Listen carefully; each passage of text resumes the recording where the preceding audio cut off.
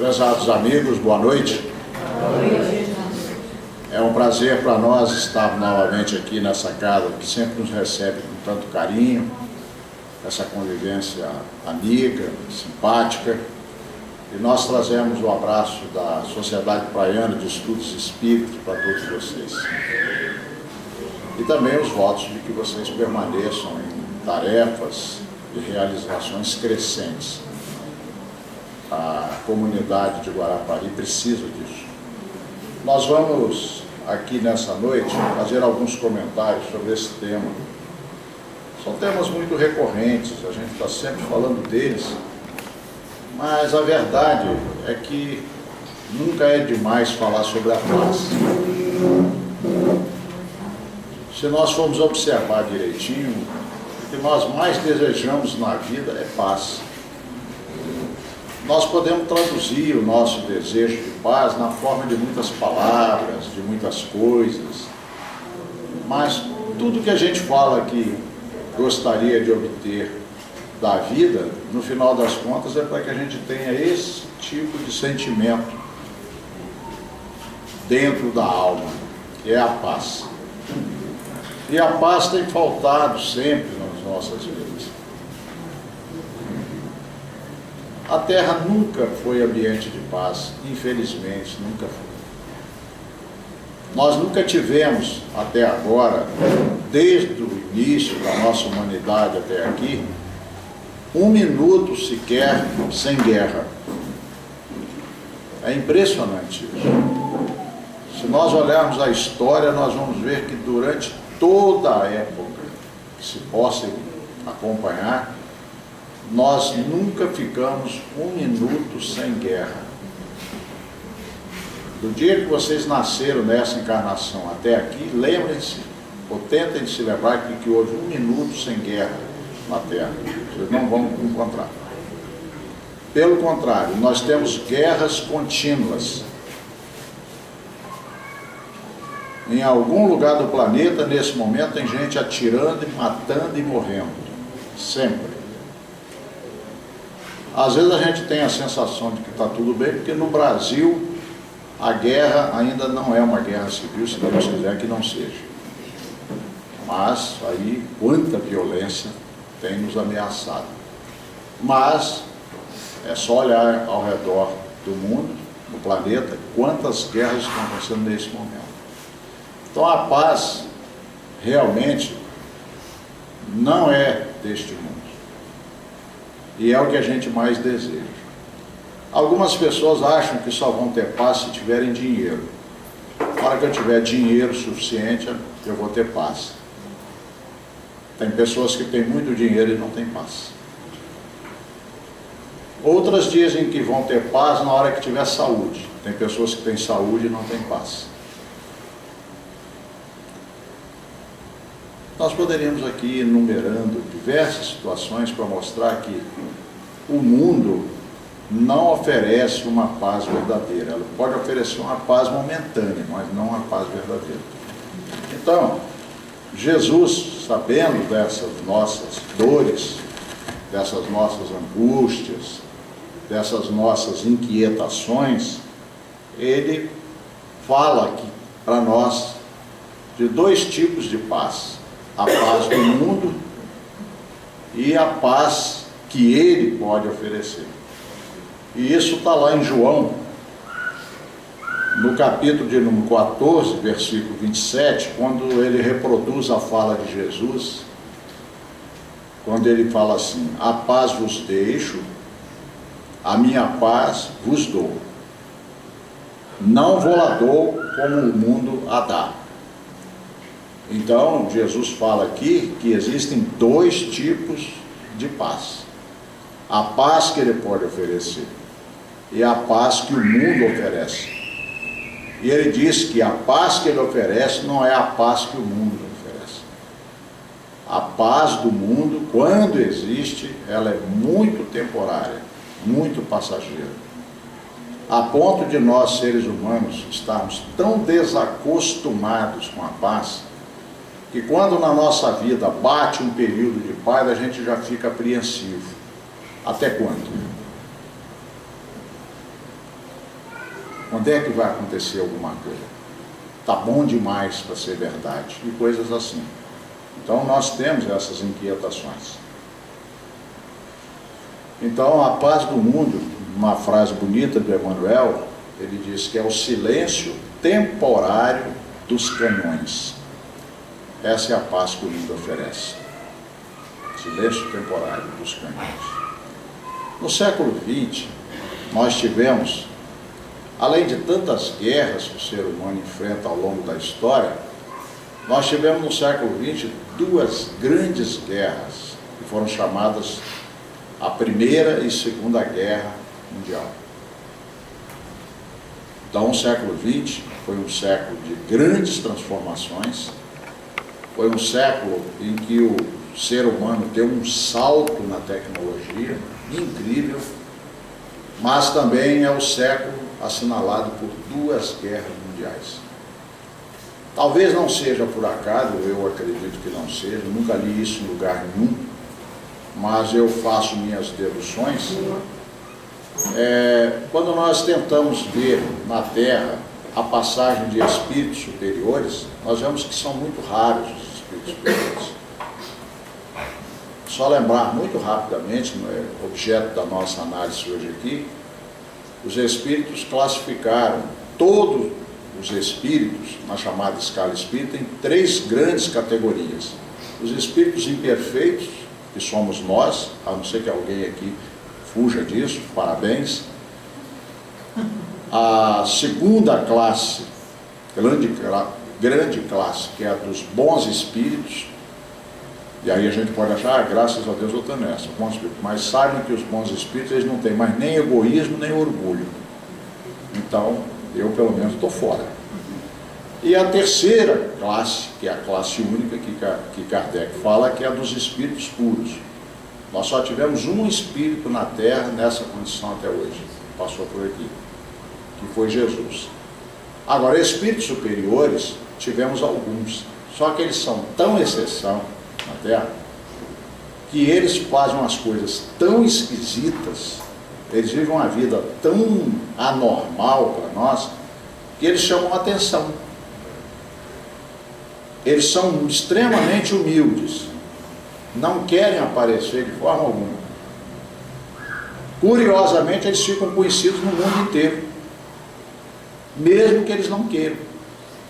A humildade deles é uma coisa tão espetacular, a vida deles é tão extraordinária, embora muito esquisita, que eles ficam famosos, sem querer ficar famosos, eles ficam.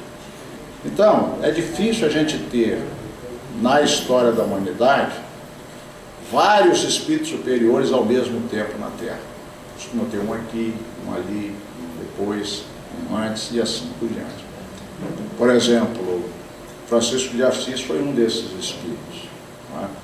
Mas no século XX, nós ousamos, da nossa própria autoria, dizer que nós tivemos 3 espíritos superiores no século XX, exatamente porque foi o século das grandes guerras, né, como já falamos.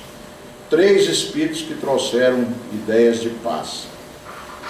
E nós achamos que esses 3 espíritos que vieram são 3 grandes discípulos de Jesus. Madre Teresa de Calcutá, Gandhi e Chico Xavier.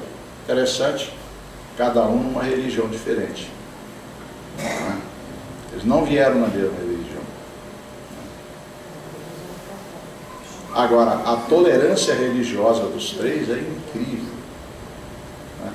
E é interessante que Madre Teresa, ela é admirada por todos os credos.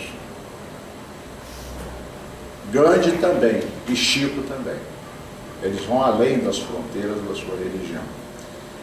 Então são 3 almas, que se nós analisarmos direitinho, nós podemos dizer, são 3 grandes discípulos. No nosso modo de pensar, são espíritos superiores. E, por terem esse comportamento estranho que tiveram, ficaram famosos. Madre Teresa chegou a ser Prêmio Nobel da Paz. Gandhi não chegou a recebê-lo, mas mereceria com certeza. E Chico chegou a ser candidato ao Prêmio Nobel. Embora eles não façam nenhuma questão disso. Então nós, para falarmos de paz, nós poderíamos tomar como referência qualquer um desses três. Mas nós resolvemos trazer o Gandhi para vocês aqui nessa noite. Acreditamos que não haja acaso nas coisas. A Graça, minha esposa, ela muitos anos atrás, ela fez yoga. E fez yoga durante muitos anos. Né? E eu aprendi a respeitar a yoga por causa da Graça. Né? Eu aprendi a entender o que significava, pelo menos, né? A yoga por causa da Graça. E há um tempo atrás ela recebeu uma revista, ela já não está mais no tempo de ir a yoga, embora talvez ela tivesse vontade de continuar. E ela recebeu uma revista lá da uma sociedade de yoga, e eu folheando essa revista, me deparo com a foto do Gandhi e os pensamentos de Gandhi, alguns pensamentos importantes. Achei esses pensamentos tão interessantes, tão importantes, meditei sobre eles vários dias, e aí achei que deveria divulgar isso, para mostrar que Jesus é o governador da terra. Jesus não é o chefe de uma religião. Jesus traz a paz, Jesus traz sua mensagem para todos. Então, ele não separa brancos de negros e amarelos, pobres e ricos. Jesus não veio para algumas pessoas, ele veio para a humanidade inteira. Então, seus discípulos, eles estão espalhados por toda parte. É um erro nosso achar que a verdade está com essa ou aquela religião, essas separações que nós fazemos, e, por incrível, somos capazes de fazermos guerra por conta dessas ideias. E as guerras religiosas foram as mais sangrentas, acreditem. Exatamente as guerras em nome de Deus e em nome do Cristo. Essas coisas horrorosas estão aí na nossa história. Então, nós trazemos aqui o pensamento de Gandhi para a gente perceber que uma pessoa que está lá no Oriente, uma pessoa que nasce na Índia, uma pessoa que vai estudar o Bhagavad Gita, que não é o nosso livro de referência, essa pessoa pode ser classificada como um verdadeiro cristão pela sua vida, pelos seus exemplos, pelos seus atos.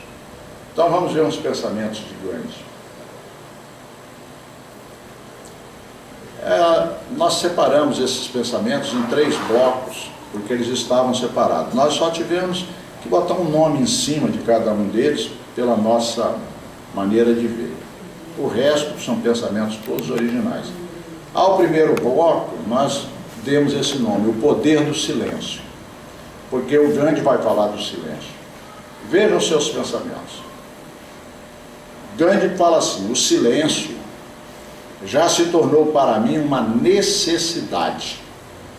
E quem conhece a vida de Gandhi, estuda a vida de Gandhi, sabe disso. Gandhi era um homem extremamente dinâmico, teve uma missão extraordinária, era um homem de um dinamismo, de uma força, de uma coragem impressionantes.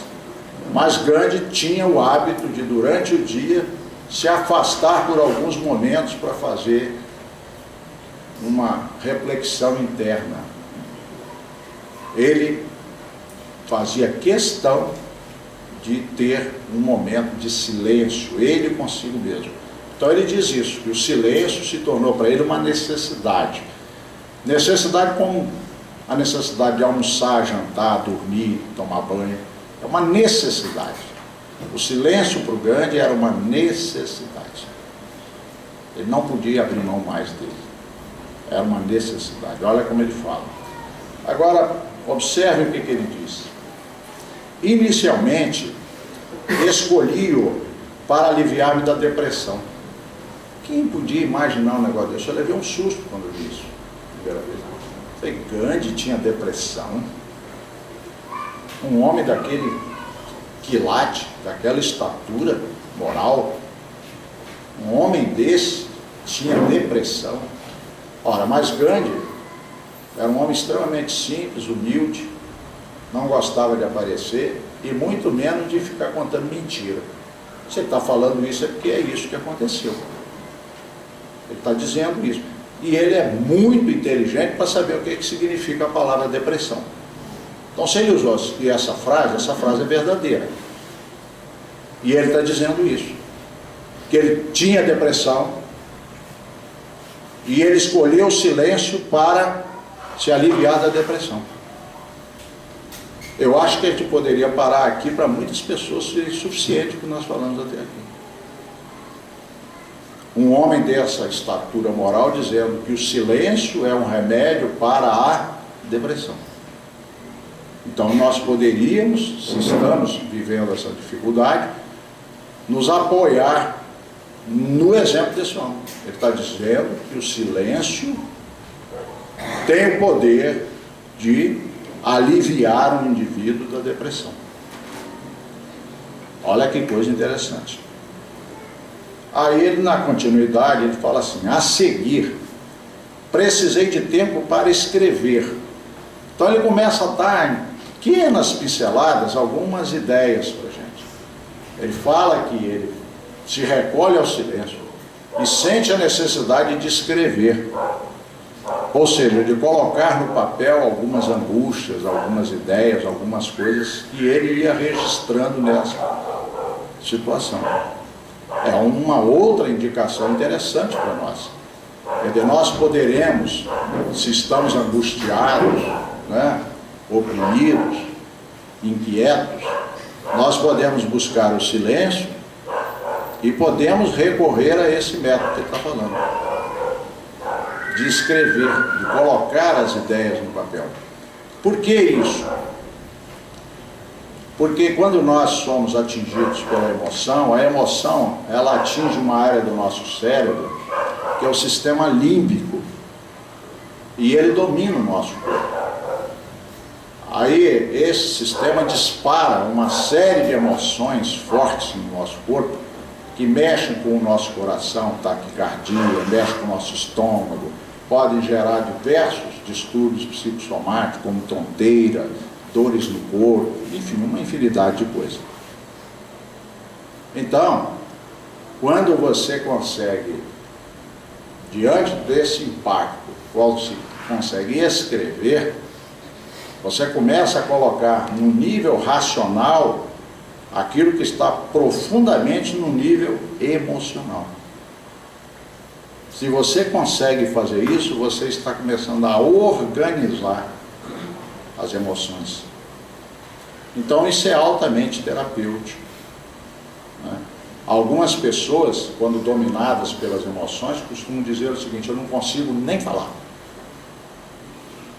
Por que você está dizendo? Não consigo dizer. Uma coisa tão ruim que eu não consigo dizer. As pessoas não têm palavras para descreverem aquilo que estão sentindo.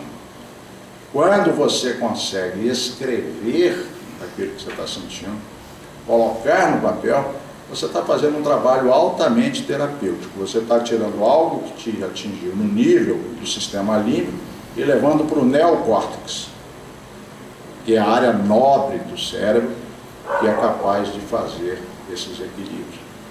Então ele está dando esses recados para a gente.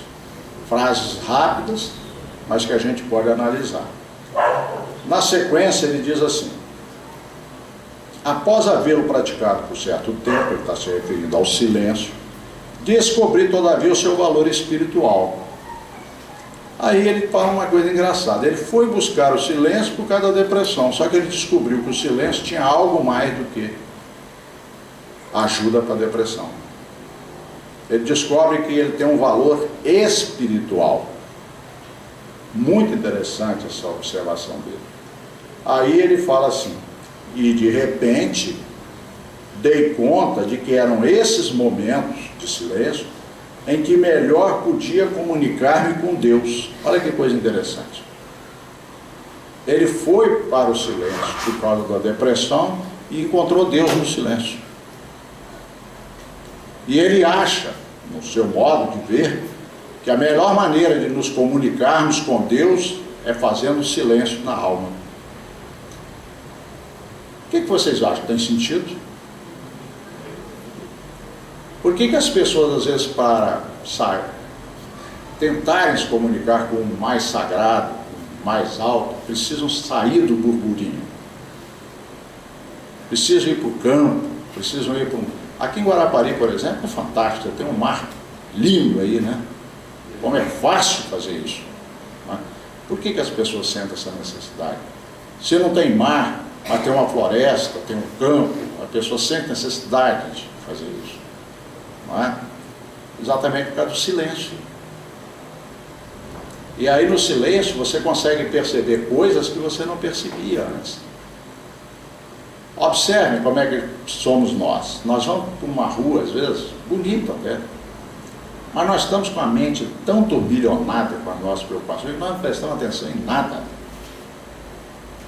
Mas se uma pessoa está em paz com Deus e com a vida, como é que ela anda nessa rua? Ela anda de forma completamente diferente.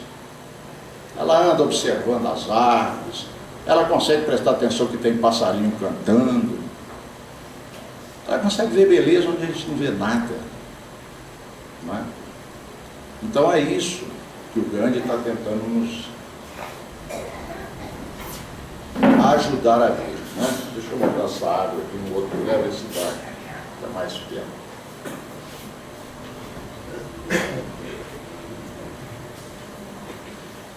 Então, nós estamos trazendo essa experiência do Gandhi, expressa nos seus pensamentos, porque quem sabe ela possa ajudar a gente.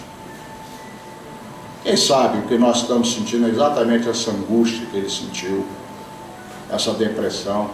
Não estamos encontrando sentido nas coisas. E para nós fazermos esse silêncio, nós espíritas temos um recurso imenso. Nós temos livros maravilhosos para nos ajudar nessa hora. Emmanuel escreveu uma série que eu entendo que ela foi feita para isso. São 5 livros de 180 capítulos cada livro. É uma série evangélica que começa com Caminho, Verdade e Vida, depois o Pão Nosso, depois o Vinha de Luz, depois do Fonte Viva e por fim o Palavras de Vida Eterna, que é numa... O cachorro hoje está competindo comigo aqui, né? Vou ter que falar mais alto. Vocês estão me ouvindo? Ele resolveu bronquear comigo hoje. Do outro dia ele veio e ficou debaixo da mesa aqui quietinho. É o mesmo cachorro? Não. Hoje ele resolveu competir comigo, né? Tá bom. Gente, isso é para distrair um pouquinho também. Quem sabe ele resolve me ouvir aqui e faz um pouco de silêncio. Nós não estamos falando do silêncio aqui, ele resolveu fazer barulho. Olha que coisa engraçada. Não é? Bom, mas brincadeiras à parte, gente, não é? O silêncio, ele pode ser feito conduzido por um livro bom, que nos ajude a fazer esse silêncio na alma. Então, se esses 5 livros que nós lembramos, não é, do Emmanuel, são 180 lições cada livro, ele nos sugere um curso de 180 dias em cada livro, são 900 dias. Já imaginaram se a gente conseguir fazer 900 dias, um curso de 900 dias, com um filósofo do nível do Emmanuel, falando de Jesus, genuinamente de Jesus para a gente? Vocês acham que a depressão depois desses 900 dias não vai ter nenhuma mudança? Eu garanto a vocês que não precisa de 900 dias. Com bem menos você vai sentir mudança. Então é o silêncio, não é? Silenciar a alma, aquietar a alma, acalmar a alma. Isso é fantástico, não é? Aí você começa a perceber coisas que não percebia. Começa a perceber que a vida é maior do que você imaginava. Começa a perceber que não tem só coisas para pedir, você tem coisas para agradecer. Vocês sabiam que quando o indivíduo para de rezar muito pedindo e começa a rezar agradecendo, que a vida dele muda fantasticamente? Quando você bota o agradecimento na alma, sua vida muda completamente. Você começa a ver que você tem muito mais do que imaginava. Para de ser aquele bebê chorão, só reclamando, só pedindo. Quando você começa a fazer preces agradecendo, significa que sua maturidade espiritual está aumentando. Você está deixando de ser uma criança chorona. Está começando a ser mais adulto do ponto de vista espiritual. Mas sem fazer exercícios, isso não é possível. Então está aqui a sugestão. Na sequência, ele fala assim: agora sinto-me como se tivesse sido feito para o silêncio. Então, quando ele foi buscar o silêncio, era por causa da depressão. Depois ele disse: agora eu não posso mais viver sem o silêncio. Eu nasci para o silêncio. É claro que ele não fica só no silêncio, mas ele sente que o silêncio é importantíssimo na vida dele. Como almoçar, jantar, dormir, já falando disso. Um segundo bloco de pensamentos dele, ele vai falar do poder da oração. Por isso que eu falo, é um cristão verdadeiro. Nós é que costumamos fazer essas separações horrorosas, achar que o muçulmano, ou que o xiita, ou que Jesus não distinguia ninguém. Todos para eles eram importantes. Aliás, ele dizia que ele veio para os que estavam doentes, e não para os que estavam sãos. Então ele abraça a todos. Então o verdadeiro cristão não tem separações. O poder da oração. O grande fala assim, é um bloco que ele fala assim: a oração salvou-me a vida. O que ele quer dizer com isso? Volto a dizer, ele não está usando figuras de retórica. Gandhi não era exibicionista. Gandhi falava muito pouco. Quando abria a boca também, só falava coisa profunda. Gandhi não era homem de jogar a conversa fora. Com Jesus não era. O que ele quer dizer com isso? A oração salvou minha vida. Quer dizer que esse homem teve momentos na vida dele muito graves. Muito graves. E o que o salvou nesse momento foi a oração. Se vocês tiverem a curiosidade de saber o que foi, hoje à noite, quando vocês saírem do corpo, quem sabe algum de vocês tem merecimento para encontrar com o Gandhi, pergunta para ele o que é, porque eu não tenho essa capacidade de responder isso não. Eu não tenho. Só sei que isso é importante. Sem a oração eu teria ficado muito tempo sem fé. Achei isso aqui, foi outro impacto, né, nesse outro bloco. Olha o que esse homem falou. Sem a oração eu teria ficado muito tempo sem fé. Quando eu li isso, me deu aquele choque. Eu falei: gente, que coisa impressionante isso. A maioria de nós diz assim: eu não posso orar porque não tenho fé. O Gandhi está ensinando para nós que tem que fazer o contrário. Você tem que orar para a fé chegar. Sem a oração eu teria ficado muito tempo sem fé. Então tem gente que está sem fé porque não ora. Eu não oro porque não tem fé, então vai continuar sem fé. Ele diz: não, você tem que orar para que a fé chegue. Aí eu fiquei pensando, mas não é assim mesmo? Se eu estou todo fora de forma e resolvi ir para uma academia, no primeiro dia que eu chego lá, eu olho um peso desses, né, de halterofilismo, 50 quilos, e digo o seguinte: vou levantar esse peso aí. Se eu cair na besteira de fazer isso, todo fora de forma, e tentar levar, primeiro eu não vou conseguir, o máximo que eu vou conseguir é escadeirar. Não tem esse verbo? Escadeirar? É escadeirado. Né? Vou sair com dor no corpo para todo lado, desconjuntado, e não vou conseguir. Aí eu posso chegar à conclusão que aquilo é impossível. Não é impossível. Como é que é possível? Se eu voltar, né, sistematicamente, metodicamente, sem fazer a besteira de querer levantar 50 quilos, uma barra de 50 quilos. Levanta uma de 5, depois de 10, depois de 15. Chegará o dia que você está em condicionamento para fazer aquilo normalmente, mas no início é impossível. Então, às vezes a pessoa desiste da fé porque não faz exercícios de fé. Gandhi está dizendo que é possível. Ah, mas se eu orar sem a fé que eu estou, parece que eu estou orando para um poste. Continuo orando para o poste. Até que alguma coisa vai mudando. É o exercício, é o fazer. Se nós acharmos que Deus vai nos ajudar sentando numa poltrona esperando que Deus nos ajude, isso não vai acontecer. Ajuda-te que o céu te ajudará. Nós temos que fazer alguma coisa. Jesus é claro: buscai e achareis. É preciso buscar. Pedi e obtereis. É preciso pedir. Batei e abrir-se-vos-á. É preciso bater. Você precisa levantar do lugar, sair da poltrona, ir ao encontro. É isso que a gente tem que entender. Então, achei muito interessante essa frase dele, muito profunda. Me ajudou muito. Me ajudou demais essa frase. Todas elas.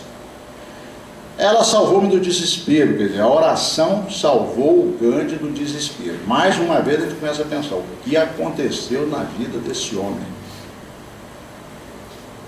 Salvou a vida dele, a oração. A oração o tirou do desespero. O que é desespero? Desespero, como o nome fala, é você ficar sem esperança.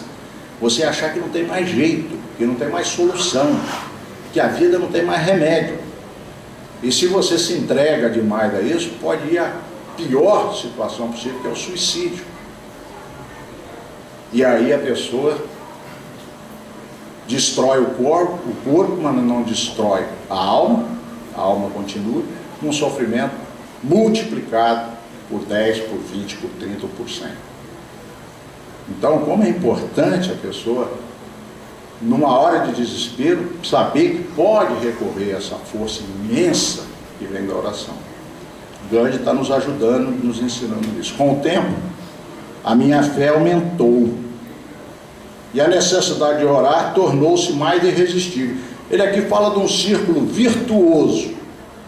Nós temos o círculo vicioso e temos o círculo virtuoso. Eu falo que não posso, aí eu não consigo. Eu não consigo, aí fico com mais certeza que eu não posso, e aí vai ficando cada vez maior até uma hora que você não faz mais nada. O que é o círculo virtuoso? É o contrário. Você acha que pode e faz alguma coisa. Faz alguma coisa e acha que pode. Pode, faz e isso vira um círculo virtuoso. Ele fez isso com relação à fé. Com o tempo a minha fé aumentou e a necessidade de orar tornou-se mais irresistível. Ele orou para chegar na fé, vem um pouco de fé, ele ora mais, aumenta a fé, aumenta. Percebe o que ele conseguiu?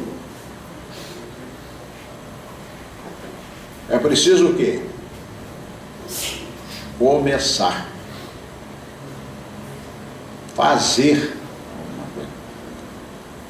Tem um outro discípulo fantástico de Gandhi, esse é discípulo de Gandhi. Gandhi teve dois grandes discípulos, dentre tantos que tem, mas dois eu destaco. Um foi Martin Luther King. Ele se baseou diretamente em Gandhi e fez aquele trabalho extraordinário que está lá nos Estados Unidos. Não tenham dúvidas, senhores. Barack Obama é o primeiro presidente negro dos Estados Unidos. Barack Obama não teria se tornado presidente dos Estados Unidos se não fosse o trabalho do Martin Luther King. Vocês têm dúvida disso? E Martin Luther King se baseou no pensamento de Gandhi, da não violência. Mas nós tivemos um outro grande líder nessa área, Mandela. Mandela fez algo extraordinário na África do Sul. E era também inspirado nos mesmos pensamentos, na mesma filosofia da não violência. E o Mandela fala uma frase dele fantástica. Eu não vou reproduzir porque eu não sou de gravar. Mas basicamente ele diz assim: o impossível é aquilo que ainda nós não realizamos. Olha que frase fantástica. O impossível é aquilo que ainda não realizamos. Nós podemos realizar.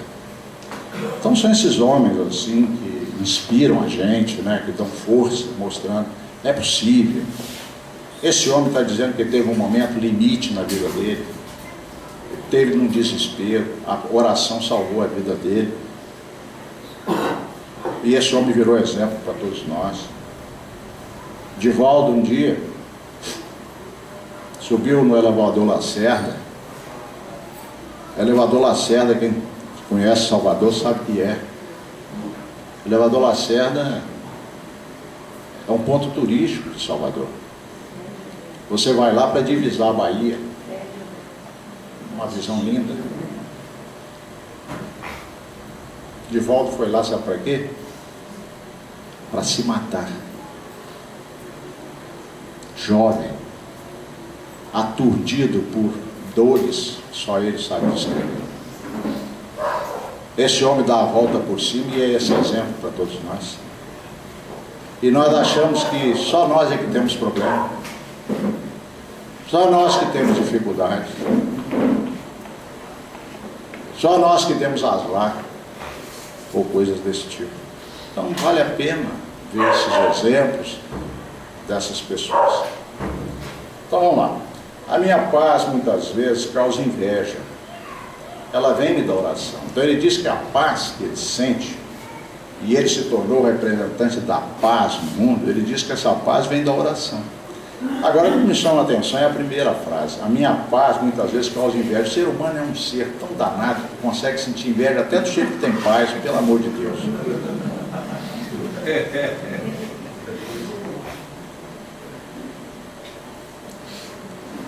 Como somos nós? Nós nos incomodamos até com a paz do indivíduo. Não ficamos bem, não sentimos bem. E aí ele diz, eu sou um homem de oração. Primeiro ele falou que ele é um homem de silêncio. E ele agora diz que ele é um homem de oração. Então Gandhi tirava todos os dias tempo para dedicar isso. É claro que o silêncio pede um tempo específico. A oração você faz em qualquer hora, em qualquer lugar. Como o corpo, se não for lavado, fica sujo, assim a alma sem oração se torna impura. Se uma pessoa ficar sem tomar banho uns 3 dias, o que vocês acham? E se ela ficar uma semana? E se ela ficar um mês? Vocês acham que tem alguém que fica um mês sem tomar banho? Tem. Como é que fica? E se a pessoa ficar 6 meses sem tomar banho? Ai, Jesus, começa a ficar um troço esquisito. É encroado, crosta, um cheiro horroroso. Se você ficar sem orar, como é que fica a sua alma? É isso que o Gandhi está falando.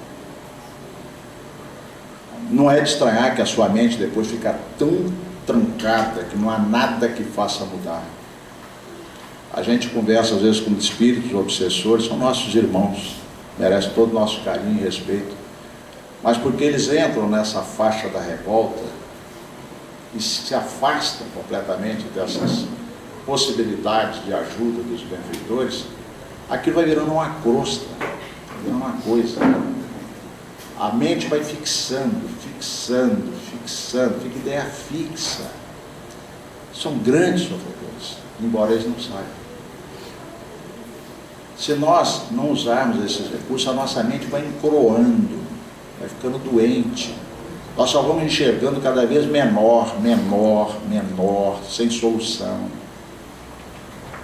Precisamos tomar esses banhos espirituais. É isso que o Gandhi está falando. O terceiro bloco, eu chamei de o poder da ação.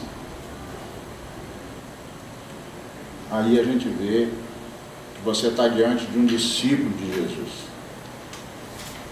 Porque o verdadeiro discípulo de Jesus, ele sobe na montanha para orar, mas ele desce da montanha e vai ao povo. Ele não fica na contemplação. E Gandhi não ficou na contemplação. Era um homem de ação. Quando você observar direitinho, como é que Jesus fazia? Jesus trabalhava de manhã à noite. O tempo todo pedindo, ó, vou te contar, hein? Aguentar uns minutos de Jesus é muito difícil. Tem gente que tinha inveja do Chico Xavier. Tinha vontade de ser igual ao Chico Xavier, para ficar famoso igual ao Chico. Coitada dessas pessoas. Um dia de Chico dá um cansaço na vida de um sujeito como nós. Vocês já imaginaram o que é você ter um dia de Madre Teresa de Calcutá? Dá um cansaço, quem vai querer ficar pelo menos um século descansando. Nós não temos estrutura. Esses espíritos desse nível, que são de pessoas, são homens de ação. Tão grande era a Ele vai falar assim: se eu pudesse deixar algum presente a você, deixaria a ser o sentimento de amar a vida dos seres humanos. Ele não tinha nada para oferecer. Grande é uma dessas pessoas, não tinha nada para oferecer. Não tinha bem material nenhum. Então ele fala: se eu pudesse deixar um presente a você, deixaria a ser o sentimento de amar a vida dos seres humanos.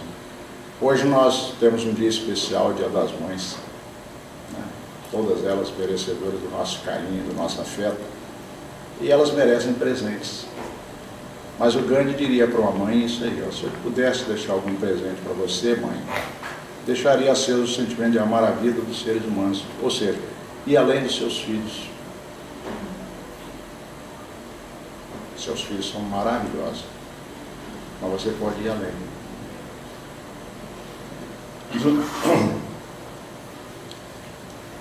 A consciência de aprender tudo que foi ensinado pelo tempo afora. Todos os espíritos elevados têm a mesma coisa. Eles se consideram aprendizes. Eles nunca acham que sabem. Só os tolos é que acham que já sabem. Todos os espíritos mais elevados, mais iluminados, têm essa mesma possibilidade. Aprender o tempo todo. Sempre aprender. Certa vez chegaram para Sócrates e disseram para ele: Sócrates, nós fomos ali consultar uma pitonisa. Pitonisa é uma dessas mulheres que se entregam a dom da adivinhação. Na verdade, uma médium, na linguagem nossa. Gente, vocês estão me vendo me pegado aqui, não é por causa da coluna, não. Eu estou querendo achar o copo de água aqui. Achei. Acho que o volume aumenta um pouquinho. Hein? Volume. Daqui? O volume? Tá. Está conseguindo me ouvir? Eu estava falando do Sócrates, para ilustrar. Então, chegaram para ele e falaram: olha, nós consultamos ali a pitonisa de Delfos, do templo de Delfos. Perguntamos a ela, ou ao espírito que se comunica através dela, qual é o espírito mais sábio da Grécia? E o espírito respondeu que é você, Sócrates.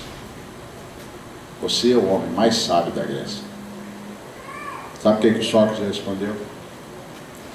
Talvez esse espírito esteja com a razão. Porque eu sei que nada sei. Você sabe, é isso. Todos somos nós quando achamos que já sabemos. Então ele está falando isso aqui: a consciência de aprender tudo que foi ensinado pelo tempo afora. Podemos aprender em qualquer lugar, com qualquer pessoa. A vida pode nos ensinar o tempo todo. Uma empregada doméstica, sim, ela pode ensinar muito. Um jardineiro pode te ensinar muito. Um porteiro do seu prédio pode te ensinar muito. Qualquer pessoa pode nos ensinar muito.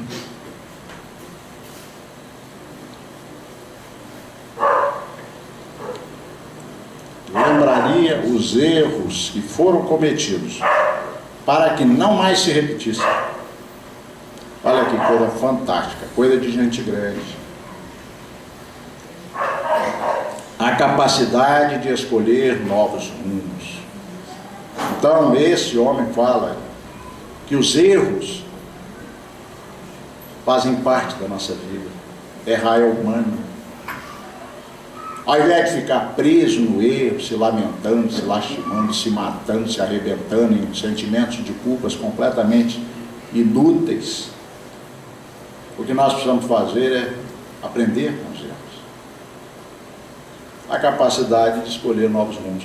Quando eu li isso, eu falei, gente, como é que os espíritos são parecidos? Eles falam com palavras diferentes, a mesma coisa. Eu falei de 3 espíritos aqui, elevados, que nós escolheríamos um deles, que era o Gandhi. Mas o que o Chico Xavier falou sobre exatamente esse assunto?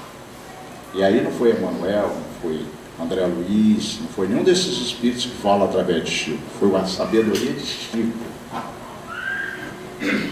Quando o Chico desencarnou, alguns pensamentos que eram do próprio Chico vieram à tona, não apenas aqueles que ele veiculou pela sua mediunidade. Esse é um pensamento genuinamente do Chico. Embora ninguém possa voltar atrás e fazer um novo começo, qualquer um pode começar agora e fazer um novo fim. Não é a mesma coisa que o Gandhi fala com outras palavras? A capacidade de olhar os erros, não se deixar abater por eles e estabelecer novos rumos. É uma coisa que o Chico falou, com outras palavras. A Madre Teresa fala sobre isso, algo extremamente bacana também.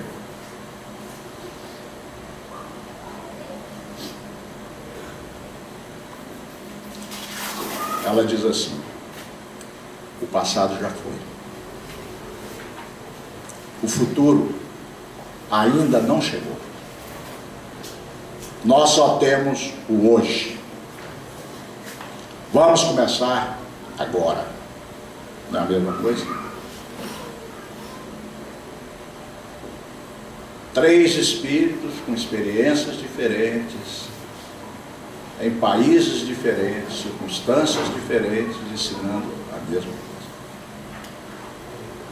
E às vezes a gente fica atolado na culpa, numa depressão horrorosa, sem fazer nada. Deixaria para você, sim, você sabia que Madre Teresa de Calcutá também tinha depressão? Foi um choque quando eu soube disso.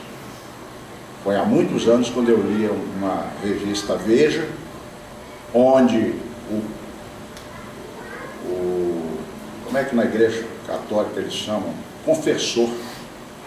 O confessor dela revelou coisas que eram da intimidade, mostrando que ela tinha depressão. Incrível. E ela fez o que fez, hein? Deixaria para você, se pudesse, o respeito àquilo que é indispensável. Aqui esse espírito mata a gente. O que é indispensável? Todos eles humilham a gente nessa hora, porque eles mostram que para viver é preciso muito pouco. Nós criamos uma necessidade danada numa série de coisas. Fica uma infelicidade horrorosa porque falta muita coisa. Esses espíritos conseguem mostrar que para viver é preciso muito pouca coisa. Muito pouca coisa. Aqui é uma coisa difícil da gente. Por isso que eles são assim, irracionais por nós.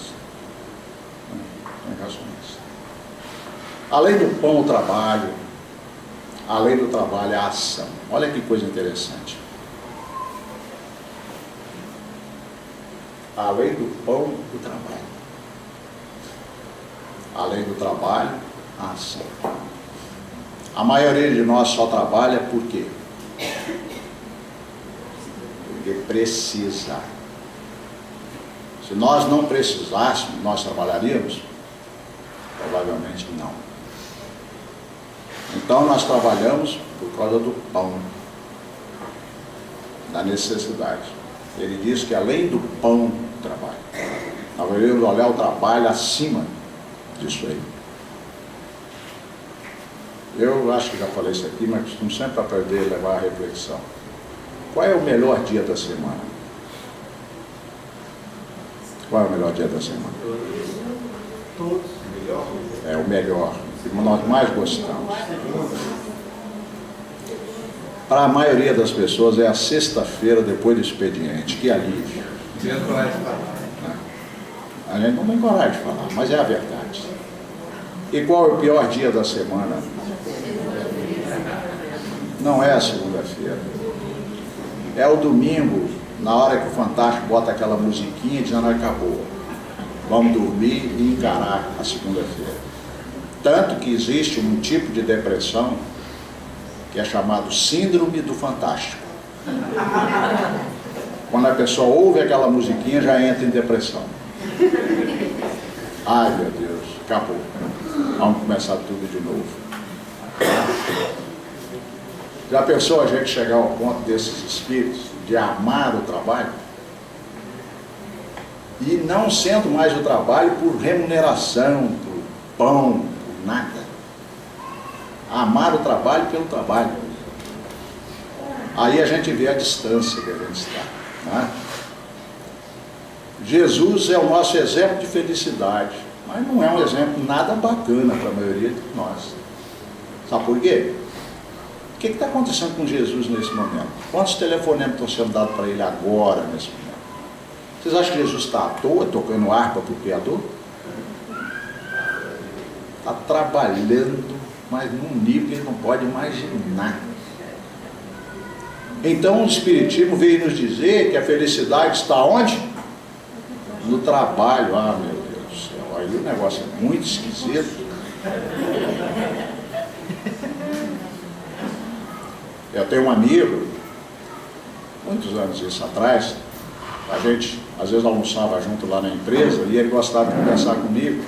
Ah, rapaz, eu tenho um negócio para conversar com você. Eu já sabia, alguma dúvida que ele queria tirar. Saber como é que o Espiritismo explicava alguma coisa. Como é que o Espiritismo explica isso? Aí eu dava uma explicação. Aí fomos desenvolvendo essa conversa. Ele era muito filósofo, né? Então filosofia espírita é um maná. E a gente conversou muitas vezes. E eu não tinha a menor intenção de nada, eu respondi o que ele perguntava e pronto. Um dia ele virou para mim e falou assim: Edelmar, você sabe que tem uma que dá vontade de ser espírita? Ele era católico. É mesmo, fulano? É, tem hora que me dá vontade de ser espírita. Eu só não viro espírita porque tem um negócio no espiritismo que eu não gosto. Falei, é mesmo? Por que você não gosta do espiritismo? Ah, essa história que depois que a gente morre tem que continuar trabalhando, eu não gosto.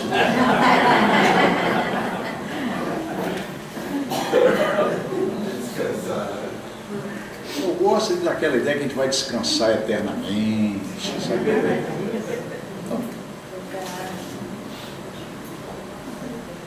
E quando tudo mais faltasse, um segredo, o de buscar no interior de si mesmo a resposta e a força para encontrar a saída. Nós ficamos procurando a saída nos outros. O dia que a minha mulher melhorar, o dia que meu pai melhorar, o dia que meu chefe, o dia que isso, o dia que o governo, sempre os outros, sempre os outros. O que ele fala? A saída está onde? Dentro de nós. Fora disso, a ilusão que o tempo vai desfazer. Se você achar que está com a sua solução, porque alguém resolveu para você, você está dormindo numa situação transitória. Mais dia, menos dia, a cada vai cair. Porque a solução dos nossos problemas, efetivamente, só podem nascer de dentro de nós. É isso que essas grandes almas falam para a gente. E essa frase aqui é uma das frases que aquelas outras não são tão conhecidas. Essa aqui ficou muito conhecida, muito divulgada. Seja a mudança que você deseja ver no mundo. Seja você, nós, a mudança que você deseja ver no mundo. Nós queremos que mude o mundo. Nós fazemos passeatas, saímos reclamando, brigando, xingando, não sei o que e tal. Mas os outros é que tem que mudar, nós não precisamos mudar. Só os outros. Como se nós fôssemos referência, modelo de alguma coisa. Por isso que as coisas não mudam. Nada muda se você não muda. Seja a mudança que você deseja ver no mundo. Comece de você. Isso é coisa de gente grande. Vocês já viram alguém sair em passeata, uma multidão de gente saindo na passeata, brigando pelos seus deveres? Já viram?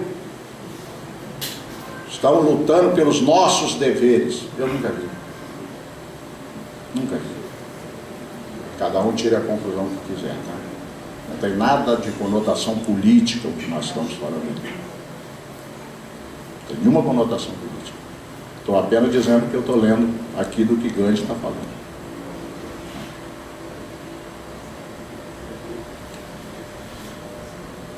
Um discípulo de Gandhi, e por sinal, eu fui conhecer através da graça lá da yoga que ela gostava, como já contei a história para vocês, chama-se Hermógenes.